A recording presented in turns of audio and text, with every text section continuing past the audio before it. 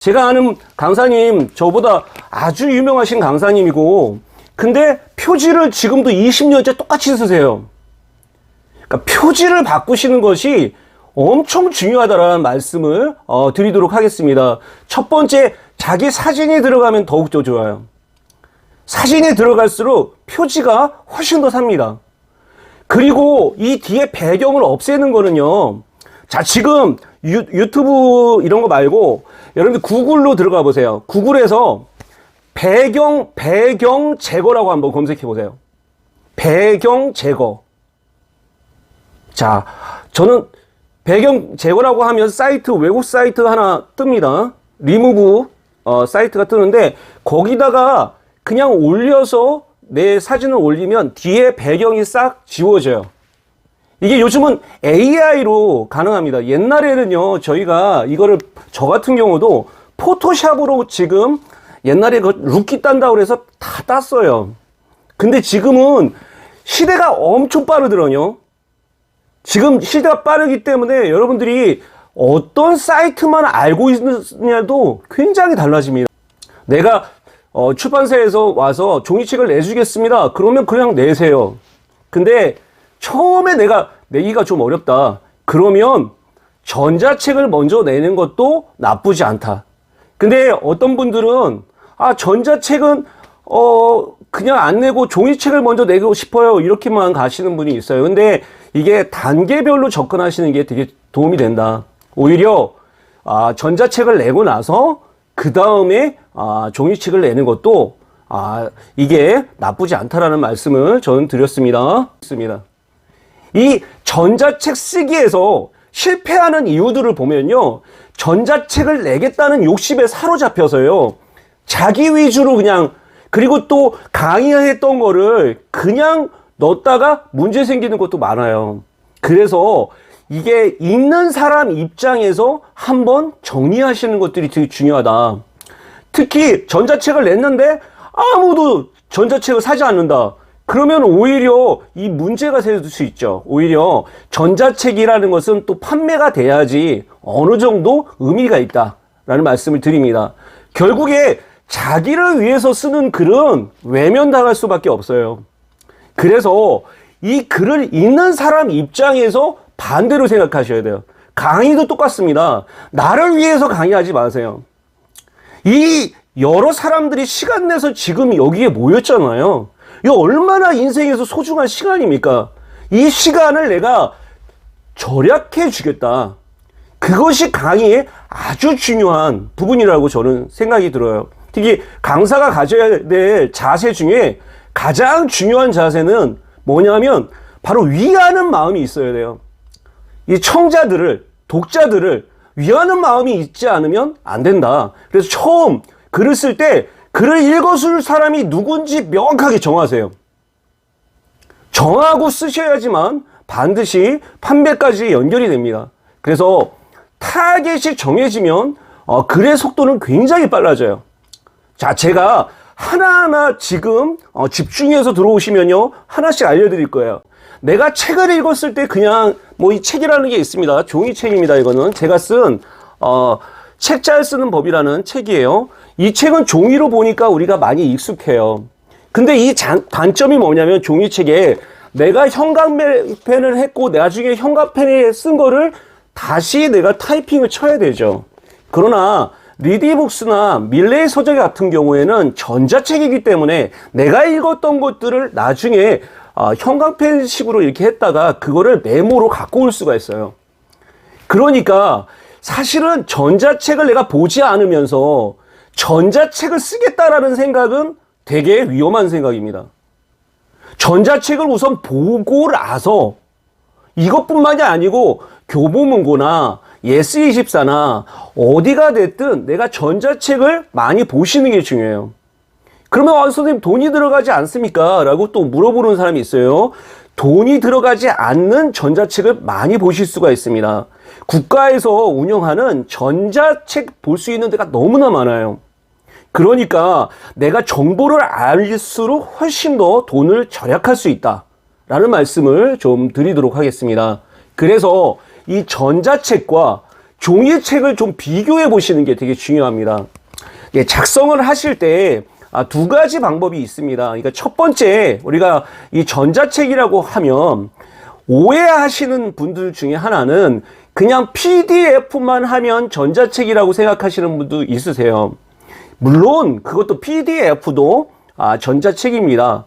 근데 그건 하나의 어떻게 전자책 분류 종류 안에 PDF가 있으신 거죠. 그리고 우리가 EPUB라고 해서 전자책으로 우리가 넘기듯이 이렇게 보는 방식으로 또 형태가 나눠져 있어요. 그래서 종이책 인쇄와 그리고 전자책 인쇄, 전자책 편집이라는 부분을 나눌 수 있습니다. 그리고 종이책은 뭐 여러분이 잘 아시다시피 제본이 되고 종이책으로 나오겠죠. 전자 편집이 된 다음 PDF로 저장해가지고 크몽이나 탈링 쪽에 많이 우리가 올립니다. 그 시장이 생긴 거는 몇 년 안 됐어요. 그리고 그 시장이 생겼던 원리나 그리고 그거에 대한 허상이나 그런 부분까지도 잘 알려드리도록 하겠습니다. 이 PDF에 대한 전자책은 실제 유튜브를 보더라도 잘못된 정보가 너무나 많습니다. 그래서 이게 실제 출판 시장에 계신 분들도 제 선배님들 중에도 출판사 대표님도 많으시고요. 그래서 이런 부분들을 잘 말씀드리도록 하겠습니다. 그리고 EPUB라고 하는 거는 실제 우리가 EPUB를 제작할 때 오늘 꼭 기억하셔야 될 게 Upaper라는 단어를 기억하십시오. 다른 건 다 까먹어도 돼요. 전자책을 내려고 하는데 Upaper를 내가 모른다. 그러면 전자책을 내기가 어려우실 거예요. 그러니까 Upaper라는 것만 기억하면 전자책을 낼 수가 있다. 옛날에는 우리가 출판 시장도 저자가 중심이었어요. 강사가 중심이었어요. 근데 이 아날로그하고 디지털이 융복합화되면서 완전히 바뀌었습니다. 지금은요, 독자가 중심으로 완전히 바뀌었어요. 이 시장이 완전히 개편됐습니다. 그리고 지금 이 코로나를 지나면서도 뭐로 바뀌었냐면요, 청자. 지금 청중이 중심이 되어 있어요. 그래서 청중이 저 사람 불러주세요 하면 그 사람을 섭외하고 있습니다. 옛날에는 강사를 갖다 놓고 강의를 시작했다면 이제는 시장이 완전히 개편이 되고 있다. 그래서 여러분들이 꼭 기억하셔야 될 게 종이책에서 지금 전자책으로 재편이 되고 있다. 얼마 전에 페이스북에 지금 출판사 대표님이 글을 하나 올렸어요. 어떤 글을 올렸냐면 본인은 전자책은 하나도 안 내고 그냥 종이책만 계속 내셨는데 나도 이제 전자책 낸다라고 올리셨어요. 왜 그렇게 바꾸셨냐면 그분이 이게 시장이 완전히 바뀌었구나라는 걸 깨달으신 거죠. 그 전까지 이제 그거를 깨달지 못하시다가 그래서 지금 종이책에서 전자책으로 재편이 됐다. 그러면 어떤 식으로 재편이 되고 있냐? 이게 옛날에는 우리가 전문 작가가 많이 필요했어요. 그러니까 전자책을 낸다고 하는 것도 표지 디자인 같은 경우도 다 일일이 맡기고 해야 됐더군요. 근데 지금은요, 여러분들 잘 아시는 미리 캠퍼스나 여러분들 캔버 여러 가지 많잖아요. 그리고 망고보드 여러 가지가 많아요. 그러니까 뭘 쓰시든 상관없이 이제 전문 작가처럼 표지를 만들 수가 있죠. 이제 완전히 시장이 바뀌었으니까 지금은 일반적으로 내가 시간만 있으면 충분히 해낼 수가 있습니다. 1인 출판도 누구나 해낼 수 있어요, 지금. 내가 정말 꼼꼼하기만 하면요, 누구나 출판을 할 수 있는 시대가 됐다, 이제는. 그만큼 기술이 굉장히 바뀌고 있다. 그리고 그런 것들을 이제 종이책으로만 할 때는 이게, 카르텔이 있으니까, 이게 들어가기가 어려워요. 근데 지금은 전자책이 되고 나서부터는 이 전자책은 자기가 마케팅 능력만 있으면요, 이제 판매가 가능하게 됐습니다. 내가 이제 SNS를 하는 사람이고 블로그를 하시는 분이라면 충분히 가능해요. 근데 선생님, 저는요, 아직 그렇게 못하고 있습니다. 그러면요, 우선 그걸 하셔야 돼요. 전자책을 내려면. 내가 SNS나 내가 블로그를 안 하고 내가 나중에 나왔을 때 이게 판매가 되게 어렵습니다. 그러니까 그런 부분들을 여러분 기획을 하는데 기획을 잘 하셔야 돼요. 이거 전자책도 마찬가지고 종이책도 마찬가지예요. 이걸 전문 용어로는 컨셉이라고 합니다. 컨셉. 컨셉을 어떻게 잡느냐에 따라서 이게 굉장히 달라질 수 있습니다. 그리고 집필을 하실 때도요, 컴퓨터로만 집필을 하지 마세요. 저는 꼭 손으로 쓰라는 걸 꼭 말씀드립니다. 손으로 쓴 다음요, 나중에 타이핑을 치시면요, 훨씬 더 여러분 머릿속에 이 손으로 쓰면서요, 이게 저장이 됩니다. 근데 손으로 쓰지 않고 타이핑만 치시잖아요? 그러면 나중에 내가 쓴 책인데도 내 머릿속에 없는 사람들이 많아요.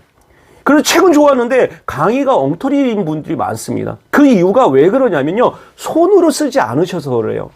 손으로 쓰셔야지만 내 머리에 이게 남는다. 그 책을 100권 냈으면 뭐합니까? 내 머리에 기억이 남지 않으면 그 사람이 문제가 생기는 거죠. 그러니까 그러려면 손으로 쓰셔야 된다라는 말씀을 드리고요. 그리고 나서 이 원고를 반드시 피드백을 받으시는 게 좋아요. 전자책이라고 해서 자기 혼자 내다 보면 나중에 내가 좀 창피해질 수 있어요.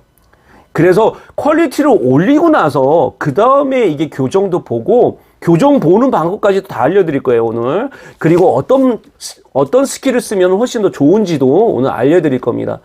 이 크몽에 들어오셨으면요, 옆에 카테고리를 한번 탁 클릭을 해보세요. 그러면 화면이 넘어갑니다. 이렇게 넘어갔으면 잘하신 거예요. 만일에 이거를 카테고리를 클릭을 안 하시고 크몽의 전자책으로 들어가셨으면 아무 쓸모가 없습니다. 여러분들 꼭 카테고리라는 개념을 기억하셔야 돼요. 왜 카테고리가 중요하냐면, 책을 쓴다는 것도 카테고리를 잘 알고 있어야지 내가 어떻게 목차를 잡을 수 있을까를 고민할 수 있더라고요.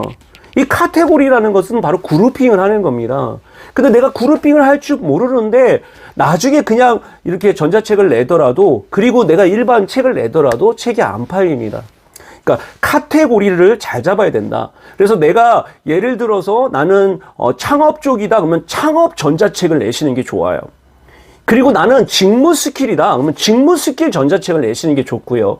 나는 취업이나 이직 전자책을 내겠다 그럼 거기다가 내시는 게 좋아요. 그리고 교육 전자책을 내겠다, 라이프 전자책을 내겠다, 그리고 투잡스 재테크 전자책을 내겠다. 저는요, 이 투잡스 재테크 전자책은 내지 말라고 말씀을 드립니다. 아니, 왜 선생님 내면 좋잖아요. 너무 경쟁이 심해요, 거기는. 그러니까 만일에 내가 진짜 뛰어난 사람이다, 재테크에, 그러면 거기 내셔도 좋지만 거기는 진짜 사람이 너무 많아요. 그러니까 희소성의 원칙을 꼭 기억하셔야 됩니다. 여러분들 지하철에 사람이 많이 몰리면요, 지하철 그 시간에 안 가는 게 좋은 거예요. 이게 그래서 이 희소성의 원칙을 우리가 알아야지 훨씬 더 이 부분을 우리가 잘 알 수 있다. 그리고 거기 안에 들어가서 내 카테고리가 어디다가 내가 이걸 갖고 있는 내 강의 주제를 정확하게 정하셔야 돼요. 그것처럼 나는 모든 강의를 다 한다라고 하는 사람에게 강의 주지 않습니다. 강의 주는 거는 정말 중요한 게 자기 분야가 있어야 돼요. 그러니까 내 분야가 어디냐, 그거로 확실하게 여러분들이 갖고 가시는 게 되게 중요하겠다. 그래서 우리가 교육 전자책 있죠? 거기에 내가 교육 분야인데 부분을 하겠다. 지금 만일에 그러면 챗GPT로 해가지고 제가 전자책을 내겠습니다, 내지 마십시오. 벌써 챗GPT 전자책이 너무나 많아요. 그리고 안 팔려요. 왜 그러냐면요, 누가 전자책으로 챗GPT를 보겠습니까? 챗GPT는 유튜브나 다른 걸로 봐도 충분한데, 그러니까 꼭 전자책으로 보는 시장이 있어요. 그걸 잘 잡으셔야 되겠다라는 말씀입니다.